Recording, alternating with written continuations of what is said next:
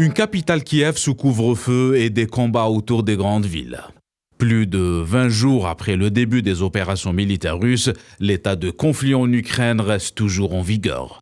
Dans la capitale, plusieurs explosions ont été entendues à l'aube. Des checkpoints et barricades sont de plus en plus visibles. Les troupes russes tentent d'encercler la capitale par les villes nord telles que Tchernihiv et Irpin. La municipalité de Kiev a décrété un couvre-feu depuis mardi 20h et ce jusqu'à jeudi matin.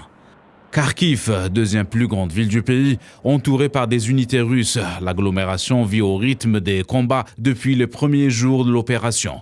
Plusieurs infrastructures ont été endommagées. Dans le sud, la ville portuaire de Mariupol reste assiégée et des civils cherchent à fuir les combats via les corridors humanitaires. Une région stratégique pour Moscou, elle permettrait de faire la jonction entre les troupes russes venues de la Crimée et celles du Donbass. Et c'est vers le sud-ouest à Odessa que les regards sont braqués. Un assaut russe par la mer Noire reste imminent. Cette ville stratégique pour l'économie ukrainienne se barricade autour des côtes et sur les principaux accès. Au volet humain, la Russie reste sur un bilan de 498 soldats perdus depuis le 2 mars. Côté ukrainien, Kiev avance le chiffre d'environ 1300 militaires perdus.